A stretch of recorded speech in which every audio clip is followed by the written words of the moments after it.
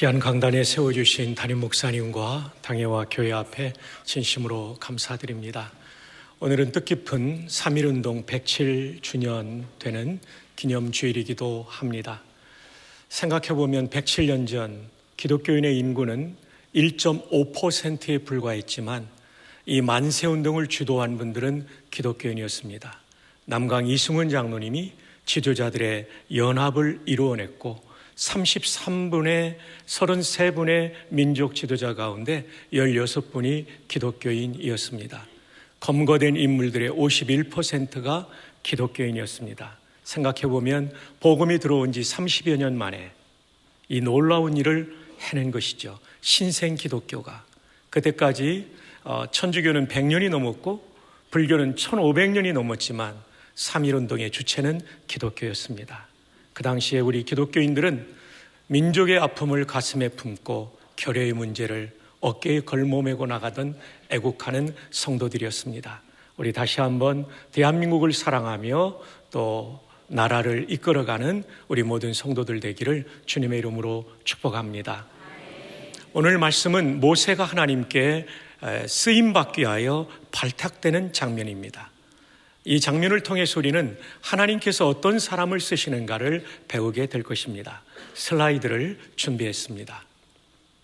띄워주시기를 바랍니다.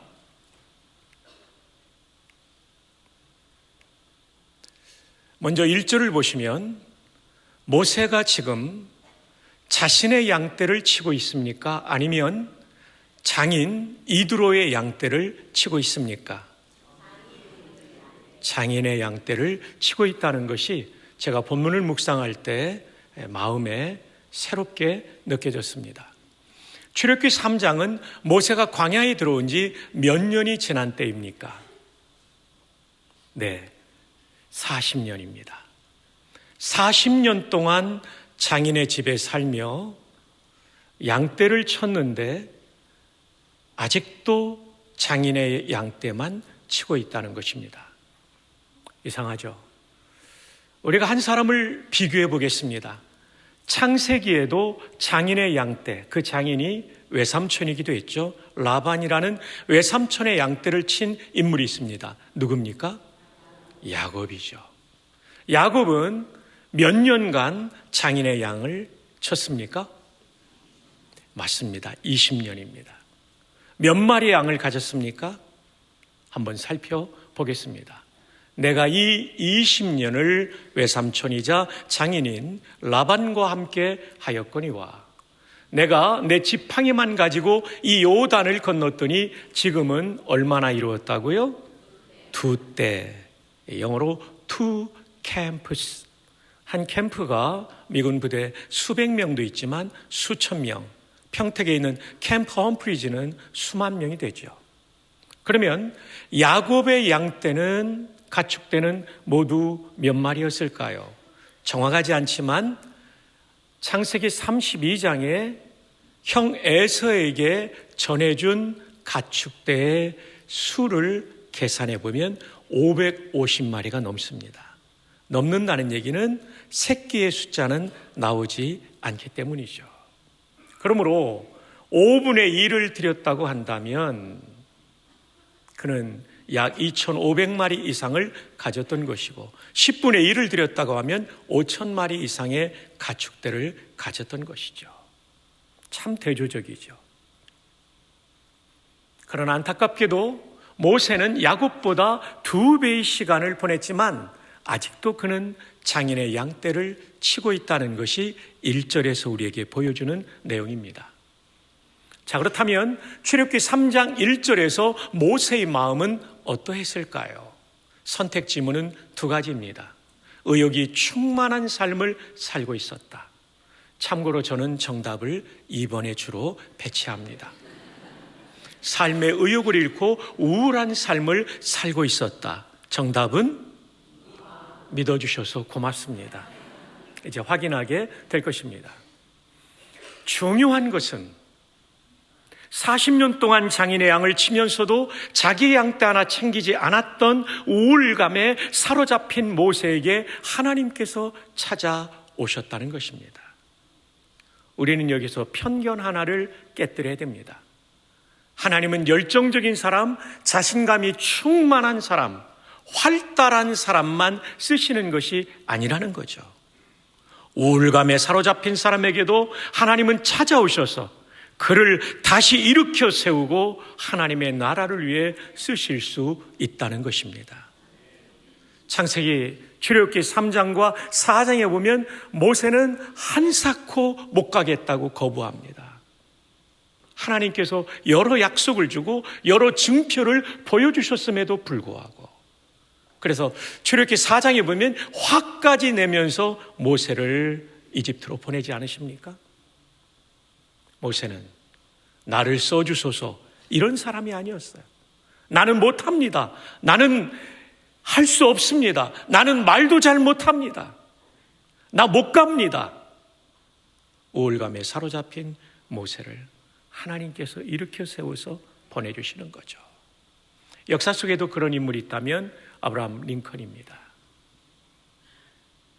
여러분, 이 책은 소설책이 아니라 학자가 쓴 학술서입니다.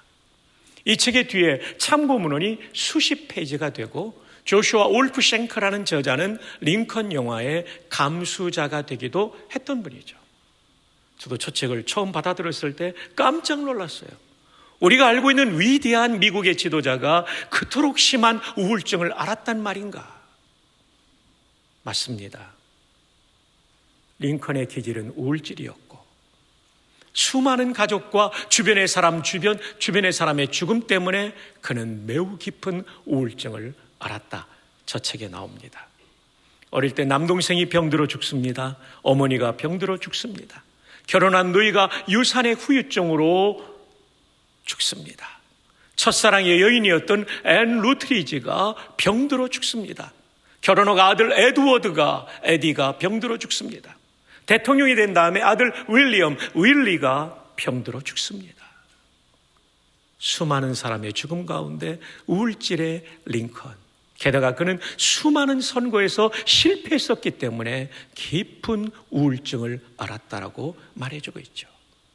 그는 가난했기 때문에 스프링필드에서 변호사업을 개업할 때 친구와 함께 동업했습니다. 스튜어트라는 변호사는 링컨을 가까이에서 지켜볼 수 있었죠. 스튜어트라는 변호사는 이렇게 말합니다. 대책 없는 우울증 환자 에이브람의 애칭이죠. 링컨의 글에 보면 불안하다는 표현이 179번이 나온다고 저 책에서 말해주고 있어요. 그런데 이렇게 심각한 우울증을 앓았던 에이브럼 링컨이 어떻게 우리가 알고 있는 위대한 미국의 대통령, 민주주의의 꽃을 피운 지도자가 될 수 있었을까요? 저 책의 12쪽에 보면 이렇게 나옵니다. 우울증이 발병하면 공포심이 일어나죠. 나는 쓸모없어. 나에게는 미래 따위는 없어. 나는 죽어야 돼. 라는 공포심이 밀려올 때 적지 않은 사람들은 공포심에 눌려 근근히 살아가는데 링컨은 이 공포심과 맞서 싸우는 교전, 인게이지먼트를 벌인 것입니다. 그리고 마침내 그는 초월하는 트랜센트를 경험하게 된 거죠. 공포심을 이겼기 때문에 그는 이런 위대한 삶을 살 수 있었던 것입니다. 그럼 중요한 것은 어떻게 싸웠기 때문에 이길 수 있었느냐 하는 것이죠. 저는 관심을 가지고 이 책을 끝까지 읽어가는 가운데 326쪽에서 먼저 답을 발견했습니다. 어떤 내용이 나오냐면 링컨은 내 인생이라는 배의 선장은 내가 아니라 하나님이시며 나는 이 배에 뚜렷한 임무를 가진 선원이다 라고 생각했습니다. 이 얼마나 칼빈주의, 개혁주의 신앙 고백과 같습니까? 개혁주의의 핵심은 하나님의 절대 주권을 믿는 것이죠.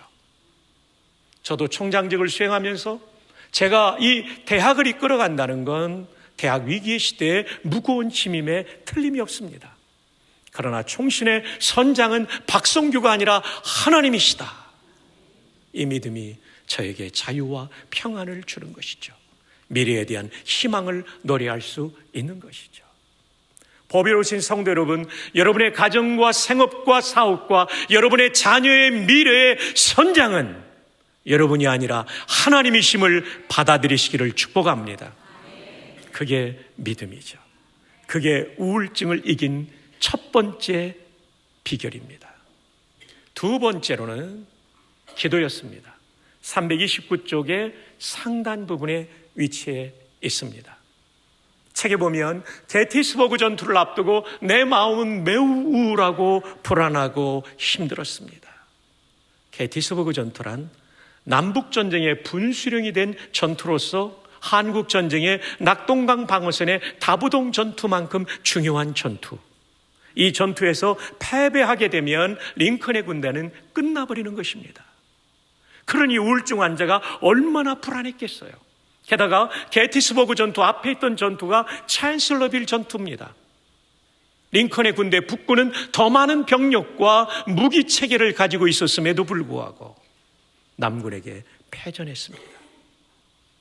남군의 지휘관은 로버트 리라는 명장이었고 그는 정보 파악을 통해서 북군이 굉장한 기세로 밀려온다는 생각에 정면 승부를 걸면 이길 수 없기 때문에 바이패스 기동을 합니다. 우회 기동을 통해 후미를 공격함으로 이기게 되죠. 이 전투 다음에 게티스버그 전투니 링컨은 얼마나 부담이 됐겠습니까? 로버트 리가 또 어떤 전략과 전술을 구사하여 우리 군대를 패배시킬까? 얼마나 두려웠겠습니까? 우울증 환자가. 링컨은 이 문제를 가지고 기도의 자리에 들어가 기도할 때 책은 이렇게 기록하고 있습니다. 게티스버그 전투를 앞두고 불안하고 두려울 때 이 모든 것이 하나님께 달렸다는 믿음으로 기도할 때 달콤한 위안이 내 마음 속에 밀려왔습니다. 위기의 시대 우울증을 앓던 대통령이 기도로서 위기를 이긴 것이죠. 이것은 우리도 경험하지 않습니까? 기도의 자리에 들어가기 전까지는 불안하고 답답하고 내일에 대한 소망이 다 사라진 것 같지만 하나님 앞에 나아가 기도할 때 그분이 하늘로부터 내려주시는 위로와 평화, 내일에 대한 소망을 우리는 가지지 않습니까? 마지막 세 번째로 링컨이 이긴 비결은 성경 말씀이었습니다. 링컨은 전쟁 상황실을 거쳐 영부인의 방으로 들어가고 있었습니다. 때마침 엘리자베스 캐클리라는 비서관이 청소를 하고 있었습니다.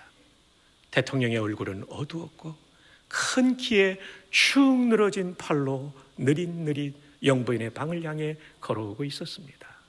인사를 드리고 그가 방에 들어와 카우치에 앉았고 그는 어린아이처럼 털썩 주저앉아 두 손으로 얼굴을 감쌌다라고 기록되어 있어요.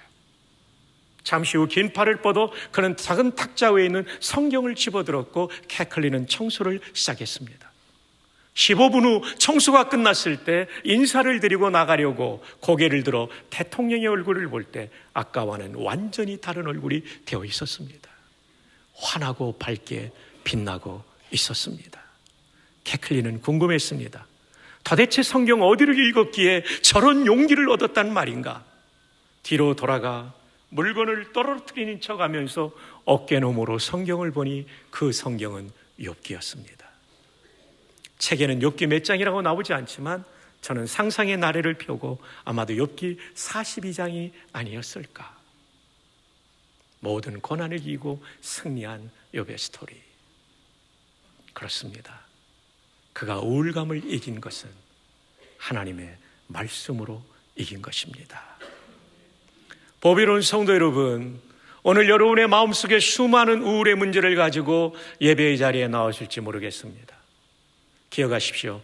여러분의 인생 예배의 선장은 하나님이시라는 사실을, 오늘도 기도하면 위로와 용기를 주신다는 사실을, 오늘도 성경을 성령의 인도 가운데 조명 가운데 읽어간다면 나에게 새 힘을 주신다는 사실을 믿으심으로 승리하시기를 주님의 이름으로 축복합니다.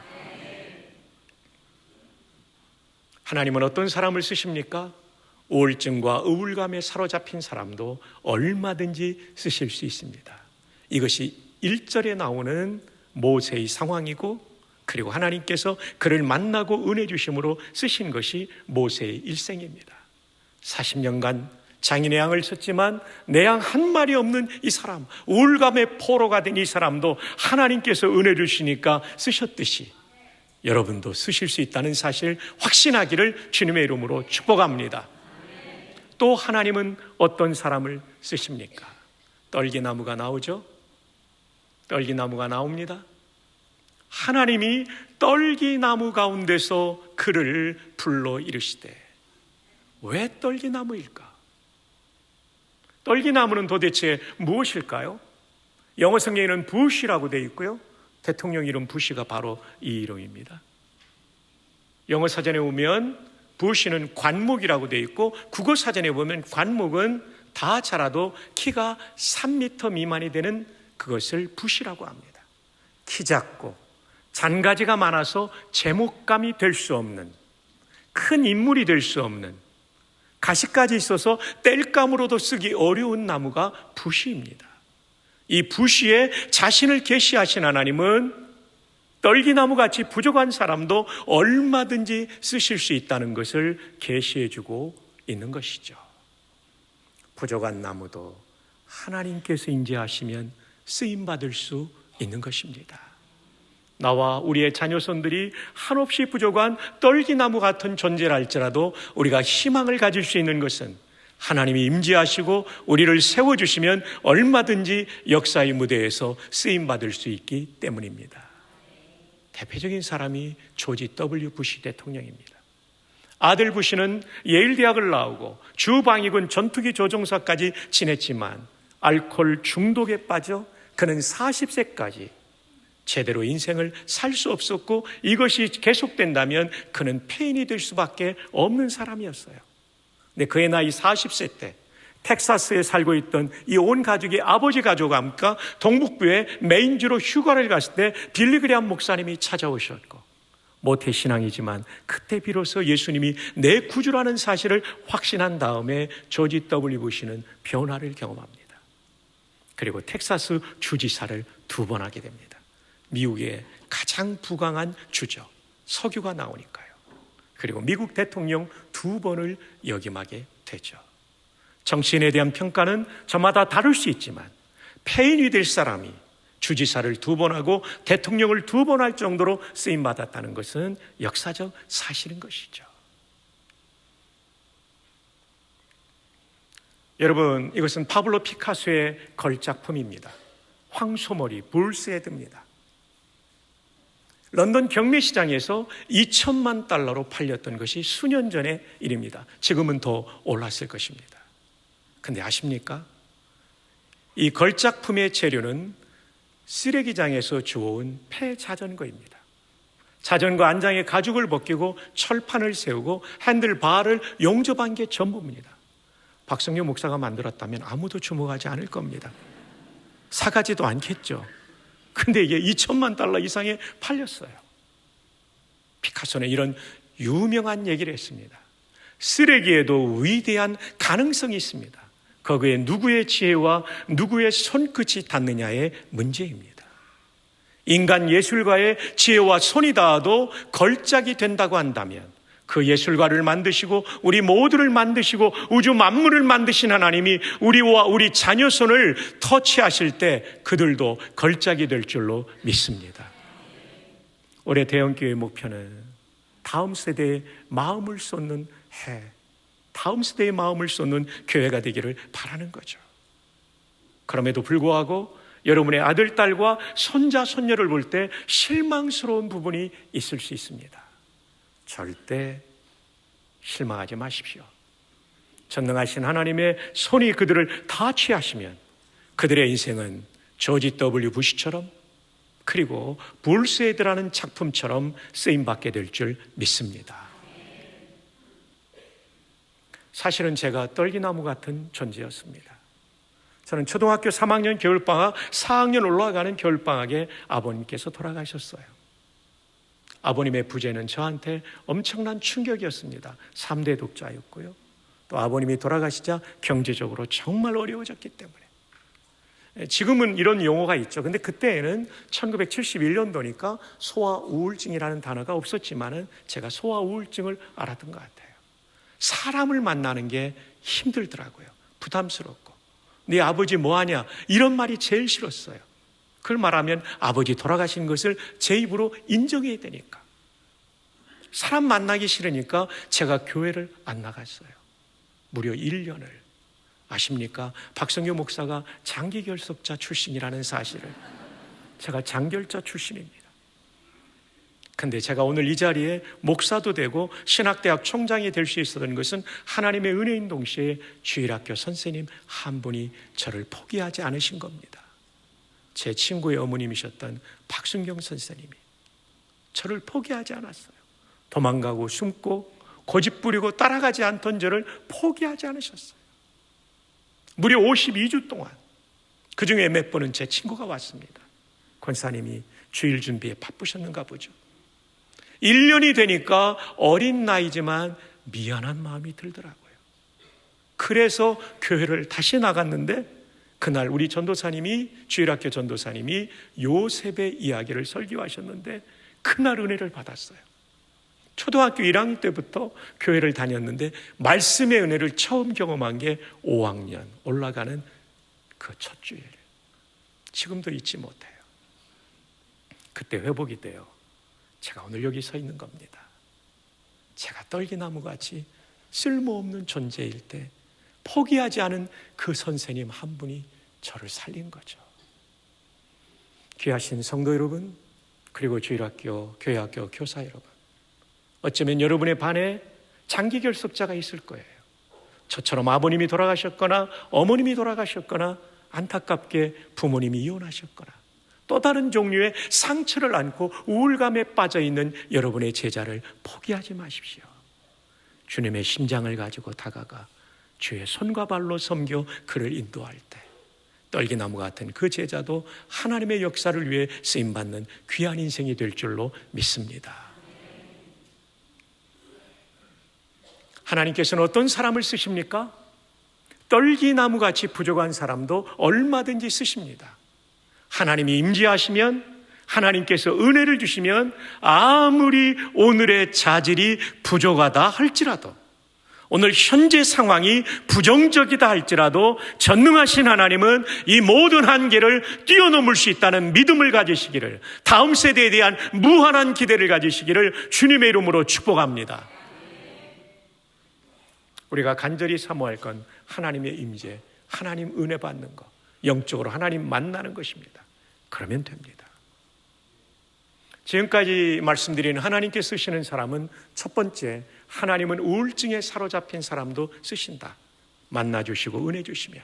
두 번째, 하나님은 떨기나무같이 부족한 사람도 얼마든지 쓰신다. 하나님께서 만나주시고 은혜 주시면. 마지막 세 번째, 먼저는 거룩한 땅에 머물어야 됩니다. 거룩하신 하나님은 사람들을 쓰시다가 거룩이 깨지면 그들을 쓰지 않으십니다. 역사 속에 또 현대의 교회 속에 목회자들과 성도들 가운데 한때는 귀하게 쓰임받다가 이제는 역사의 뒤안길로 사라진 사람들이 있습니다. 그 이유는 거룩이 깨졌기 때문입니다. 거룩이 너무나 중요합니다. 한 번 쓰임받는 것이 아니라 일생을 통하여 우리와 우리 자녀손들이 지속적으로 쓰임받는 일에 매우 중요한 것은 거룩. 하나님께 쓰시는 기준은 그릇의 재료가 아닙니다. 그릇의 크기도 아닙니다. 그것은 깨끗한 것, 성결한 것, 거룩한 것입니다. 성도의 생명은 거룩에 있습니다. 그러나 안타깝게도 오늘 우리와 우리 자녀손들이 살아가는 시대는 너무나도 우리의 마음을 오염시키고 거룩을 깨뜨리는 매체들이 너무나도 많다는 것이죠. 그래서 우리는 기도해야 되고 결단해야 되고 신앙 지도를 잘 해야 되는 것이죠. 여러분, 이분은 현대 미군 역사의 가장 뛰어난 장군으로 평가받는 분입니다. 데이빗 포트레이어스 장군. 그는 육군사관학교를 우등으로 졸업했고 졸업할 때 학교장의 딸과 결혼했습니다. 그는 육군대학, 미군으로 말하면 지휘참모대학을 수석으로 졸업한 천재적인 군인이죠. 그는 프린스톤에서 석사학위를 받았고 프린스톤에서 박사학위를 받았습니다. 그 후 그는 모교인 육사에 돌아와 조교수로서, 강사가 아닙니다, 정식 조교수로서 그는 후배들을 가르쳤습니다. 어느 시간이 지난 다음 그는 다시 야전으로 돌아갈 때 특수부대로 돌아갑니다. 미군의 전통에 빛나는 101 에어본 디비전 101 공정사단의 사단장이 됩니다. 아프간 전쟁 때 아프간 사령관이 되었습니다. 그리고 이라크 전쟁이 교착 상태에 빠졌을 때 아까 말씀드린 부시 대통령이 이 사람을 포스타로 진급시켜서 다국적군 사령관으로 세웠고, 그는 프린스턴에서 받았던 박사학위 논문, 그때 썼던 논문을 근거로 월남전의 패전을 분석한 것을 바탕으로 전략과 전술을 구사하여 그는 이라크 전쟁의 승리를 이끕니다. 그가 미국으로 돌아올 때 수많은 미국의 역사가들은 그는 아이젠하워 장군과 맥카더 장군을 합해놓은 지장, 용장, 덕장으로서 미군 역사에 길이 빛내는 장군이다. 그리고 다음 선거에 공화당 대통령 후보감이라고 예측되었습니다. 그는 군복을 벗고 권력의 정점 중에 하나인 중앙정보국장 CIA 국장이 됩니다. 그런데 안타깝게도 61세의 나이에 그는 스스로 사임하고 그는 추락하게 됩니다. 그 이유는 아프간 사령관 시절에 만났던 육사 20년 후배인 폴라 브라드웰 예비역 중령과의 불륜 때문이었습니다. 아프간 사령관 시절에 하버드의 케네디 스쿨에 특강하러 갔다가 후배가 거기서 공부하고 있었어요. 그 이후에 만남이 이어지게 되었고, 넘어서는 안 될 선, 다시 말하면 거룩이 깨지게 되었고, 언론에 노출되자 그는 스스로 국장직에서 물러나게 되었고, 지금은 누구도 데이빗 포트레이어스를 미국의 지도자로 생각하지 않습니다. 거룩은 목사에게도 중요하고 성도에게도 중요합니다. 여러분의 결혼의 언약을 굳게 지키시기를 주님의 이름으로 축복합니다. 그 외에도 우리를 더럽히는 모든 것들로부터 우리를 지킬 수 있기를 바랍니다. 이제 한 가지 더 있습니다. 거룩한 땅이니 내 발에서 신을 벗으라. 거룩을 유지하는 데 있어서, 또 하나님께서 시키시는 일을 완수하는 데 있어서 중요한 것은 신을 벗는 것입니다. 모세의 시대에 신을 벗는다는 것은 종이 되라는 뜻입니다. 종들이 신발을 신지 않고 살았기 때문에. 이 요청은 모세에게 하나님께서 너 이제까지 네 맘대로 살았지만 이제부터는 내 뜻대로 살아라.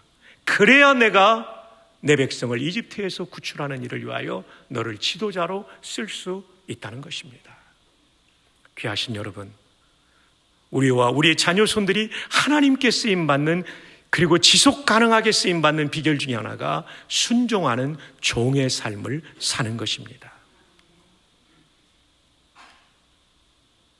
하나님께서 쓰시는 사람은 한결같이 종이었습니다. 열왕기상 8장에 보면 다윗 솔로몬은 성전을 완공한 다음에 봉헌식에서 기도를 솔로몬이 드립니다. 그 기도의 첫 구절이 8장 23절입니다. 이스라엘의 하나님 여호와여, 위로 하늘과 아래로 땅에 주와 같은 신이 없나이다. 주께서는 온 마음으로 주의 앞에 행하는 종들에게, 누구에게요? 종들에게 언약을 지키시고 은혜를 베푸시나이다. 귀하신 여러분, 하나님께서 베푸시는 은혜를 경험하기를 바랍니까? 하나님 앞에서 종으로 행동해야 되는 것이죠. 여러분, 놀랍게도 솔로몬은 이 기도에서 아버지와 자신을 이스라엘 최고의 왕이라고 해서 왕이라고 표현하지 않아요. 내 아버지 주의 종 다윗, 자기를 향하여서도 가리켜서도 주의 종의 기도와 간구, 이것이 이어집니다. 여러분, 다윗과 솔로몬, 이스라엘 역사상 가장 존귀하게 쓰임받았던 왕들의 공통점은 하나님 앞에 종으로 산 거죠. 다윗도 시편 145편 1절에 왕이신 나의 하나님이여 내가 주를 높이고,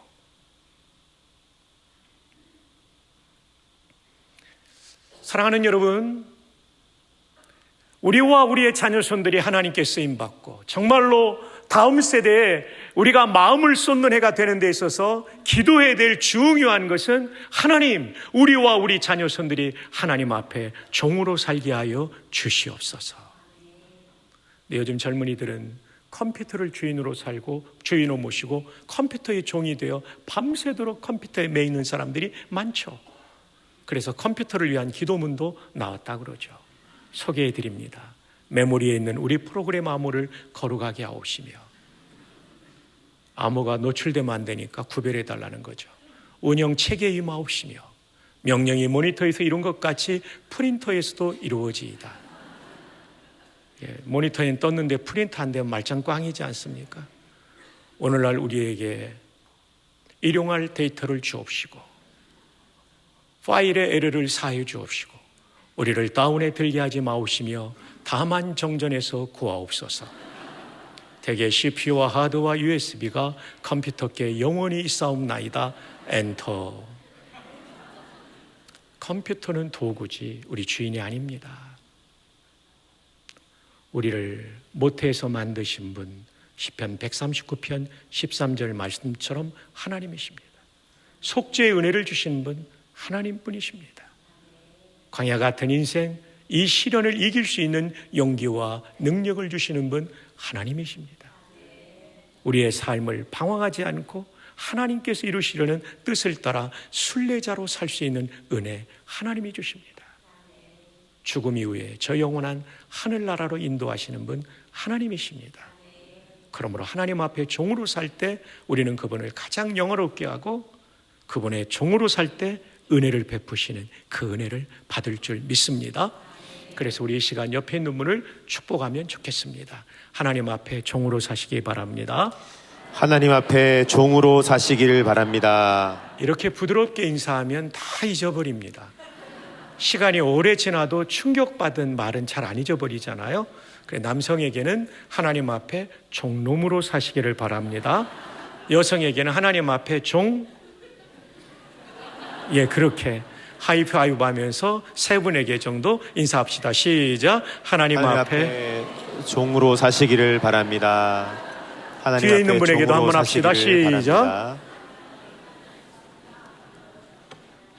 자, 우리 모두가 종놈 그리고 종 이렇게 살기로 작정을 했는데요. 어떻게 사는 게 좋은 종인가? 고대의 종은 네 가지가 없었습니다. 첫 번째, 자기 뜻이 없어요. 아무리 하고 싶어도 주인이 하지 마 하면 그만두는 게 좋은 종이에요. 아무리 하기 싫어도 주인이 해 하면 하는 게 좋은 종이에요.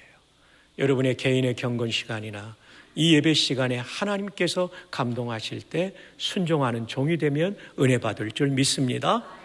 두 번째, 고대의 좋은 종은 자기 돈이 없었습니다. 저는 군에 군목으로 있을 때 낙하산을 타는 부대에도 있었는데요.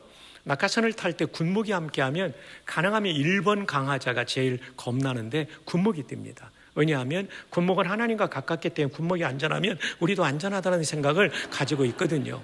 근데 뛰어내리는데 400m입니다. 기구나 비행기에서 뛰어내리면 아찔한 순간이에요. 뛰어내리면 4초 만에 낙하산이 산계되는데요. 70m를 빠집니다. 초당 15m 이상으로. 아찔한 순간이죠. 저도 숫자를 셉니다. 왜냐하면 4초 후에도 안 펴지면 앞에 있는 예비 낙하산을 잡아당겨야 되니까요. 숫자 1초, 2초 하면 내 귀에 잘 안 들리니까 1만, 2만, 3만, 4만. 이 4초가 지금은 짧은데 그때는 그렇게 길더라고요. 4만 산계 검사하는데 몸이 뜨는 느낌이에요. 쭉 빠지다가 이게 산계되니까 저항을 받아서요. 할렐루야 찬양하고, 이 낙하산 줄이 28개인데요 방향 조정하는 줄을 테크라인이라고 그래요. 좌우측에 있는데 요만한 볼펜 깍지 같은 하얀 플라스틱을 쫙 당기면 오른쪽, 왼쪽 당기면 왼쪽, 둘 다 당기면 빨리 떨어져요. 방향 전환도 해보고 너무 좋더라고요. 하늘에서 더 높은 창공을 보니 얼마나 아름다운지, 땅도 아름답고. 여러분도 꼭 경험하시기를 바랍니다. 정말 경험할 만합니다. 지상 30m 지점에 이르러서는 앞꿈치 무릎을 모으고, 왜냐하면 다리를 벌리면 오른쪽 아니면 왼쪽에 힘이 나도 모르게 들어가서 골절되기 때문에 모으고 힘 빼고 있으면 충격 없이 착륙합니다. 와, 너무나 좋은 그 참 가슴 설레는 경험이었어요. 지금도 비행기 고도가 낮아지면 주면 뛰어내리고 싶은데 이런 생각을 합니다만은, 여러분, 이 멋진 경험을 하기 위해서는 반드시 통과해야 되는 관문이 있으니 지상교육 3주입니다.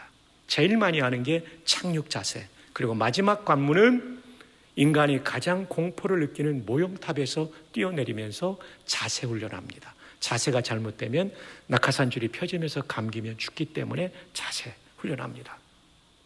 근데 이 높이가 이 콘크리트 구조물의 모형탑, 그리고 앞에는 강철 케이블이 지나가고 도르래를 걸어놓고 거기에다가 모형 낙하산줄을 걸고 뛰어내리기 때문에 안전해요.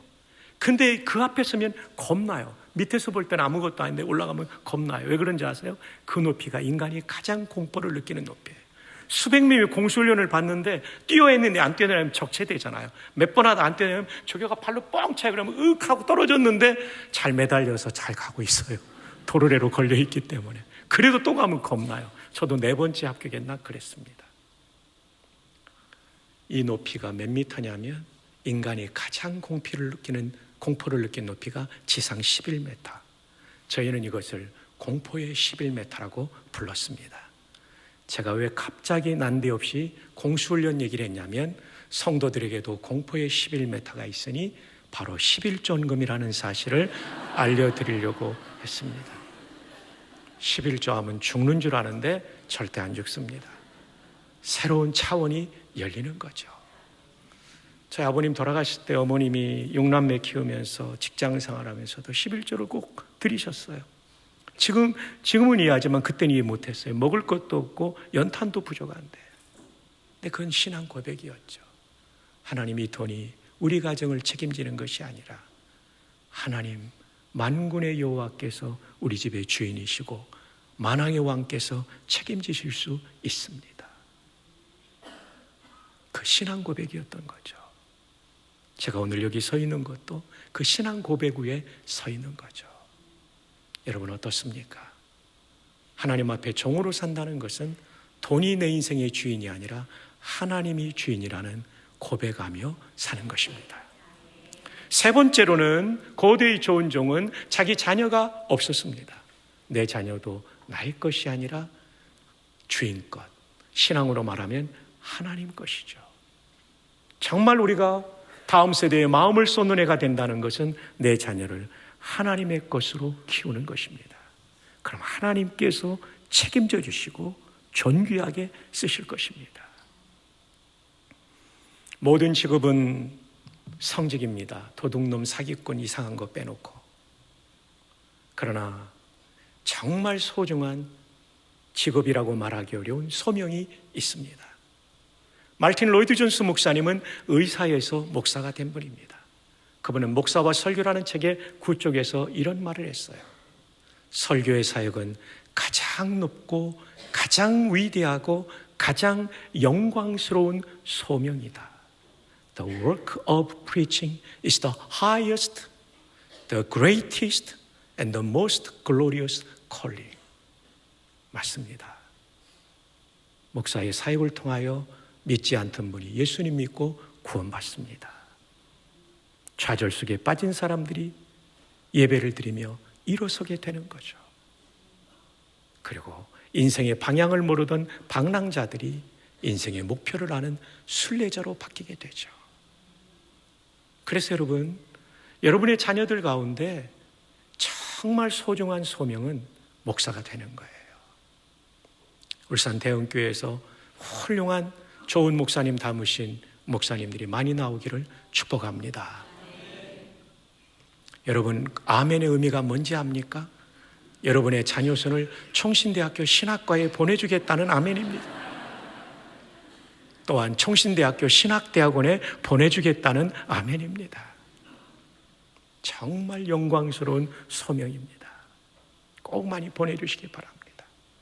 신대원에 진학하면 장학금은 목사님과 장로님들께서 책임져 주실 줄 믿습니다.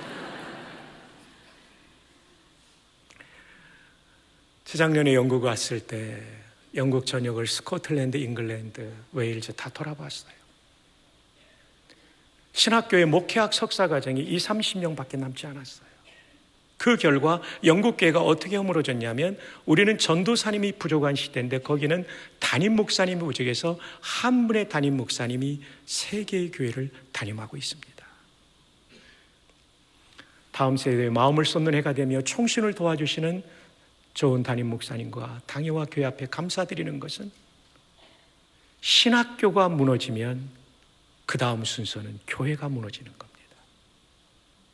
한국교회를 위해서 신학교를 도와주는 것, 이것은 미래의 목회자들을 세우는 일입니다. 여러분의 손자, 손녀 시대에 좋은 목사님 만나려면 좋은 목사님이 그때까지 계신다는 건 아니고요. 좋은 굿 패스터를 만나려면 지금 기도하고 도와주셔야 되는데 이번에 도와주신 담임 목사님과 당회와 교회 앞에 진심으로 감사드립니다. 한 사람의 신학생을 살리는 것이 하나의 교회를 세우는 일입니다. 이제 4번째, 좋은 종은 자기 목숨이, 자기 생명이 없었습니다. 내 생명도 주인을 위해 바치는 것이죠. 주기철 목사님, 박관준 장로님, 최근에 장로님에 대한 책 6권 읽으면서 박관준 장로님이 평양에서 의사 선생님이었어요. 신사참배 반대를 하지 않았다면 그분은 평안한 노후를 보냈을 거예요. 신사참배 반대로 옥중 순교하셨습니다. 신사참배는 10계명 1계명과 2계명을 어기는 것이라서 나는 반대할 수밖에 없다. 일본 제국의회까지 가서 반대운동을 벌이셨던 훌륭한 장로님. 목사님만이 아니었어요. 평신도 지도자 가운데 그런 분들이 있었기 때문에 오늘의 한국교회가 살아있는 줄로 믿습니다. 좋은 종은 4가지가 없습니다. 자기 뜻, 자기 돈, 자기 자녀, 자기 생명입니다. 이 4가지가 없는 종이 진짜 종이고 하나님이 그런 사람들에게 은혜를 주실 겁니다. 한 번만 더 옆에 있는 분들에게 축복합시다. 좋은 종놈 되시기를 바랍니다. 좋은 종 되시기를 바랍니다. 자, 조금 빠르게 진행하겠습니다. 이거는 넘어가겠습니다. 결론입니다.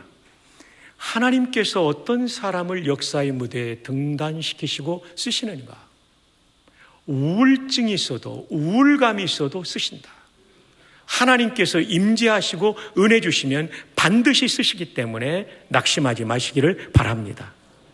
2번째, 떨기나무같이 부족해도 하나님 반드시 쓰신다. 하나님의 은혜 받으면. 그런데 계속해서 쓰임 받으려면 거룩해야 됩니다. 그리고 종의 삶을 살아야 됩니다.